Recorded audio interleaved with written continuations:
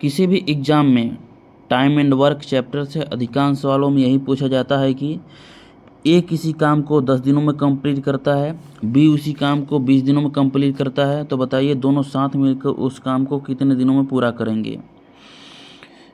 इस क्वेश्चन को सॉल्व करने के लिए हमें दो बातों का पता होना ज़रूरी है। पहले तो काम पूरा कितना है, दूसरी उन दोनों की इफ़िशियंसी कितनी है, तभी हम जाकर इस क्वेश्चन को सॉल्व कर पाएंगे। तो चलिए हम क्वेश्चन को एक बेहद ही आसान तरीके से सॉल्व करने की कोशिश करते हैं।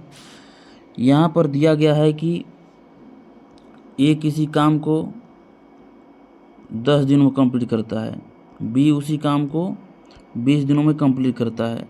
हमें कुछ नहीं करना है, इन दोनों का एलसीएम ले लेना है। एलसीएम कितना हो जाएगा 20।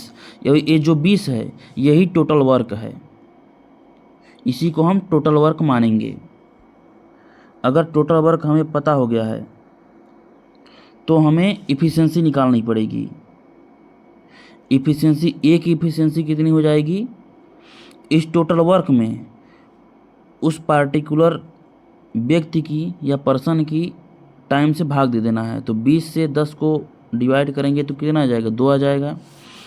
और 20 से 20 को डिवाइड करेंगे तो बी की इफ़िशियंसी आ जाएगी 1। तो हमें इफ़िशियंसी कितनी आ गई, 2 और 1 इफ़िशियंसी आ गई। अब जब हमें इफ़िशियंसी पता हो गई तो टाइम निकालने के लिए तो और बेहद ही आसान तरीका है। उसके लिए हमें टाइम का फार्मूला एक बार देख लेते हैं हम लोग। टाइम का फार्मूला होता है वर्क अपॉन इफ़िशियंसी। तो दोनों एक साथ का टाइम पूछा गया है, तो दोनों एक साथ का टाइम पूछने के लिए दोनों का टाइम दिया हुआ रहेगा, उसका एलसीएम निकाल लेंगे, एलसीएम से इफ़िशियंसी निकाल लेंगे। अब हमें पता हो गया है, टोटल वर्क भी पता है, इफ़िशियंसी भी पता है। तो टोटल वर्क कितना है, टोटल वर्क 20 है और इफ़िशियंसी दोनों की कितनी है, दोनों की 2 और 1 3 है।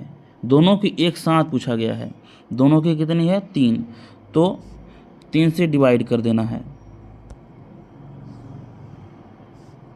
3 से डिवाइड कर देंगे तो कितना दिन आ जाएगा, 3 6 18 बचा 2, 6 सही 2/3 दिन।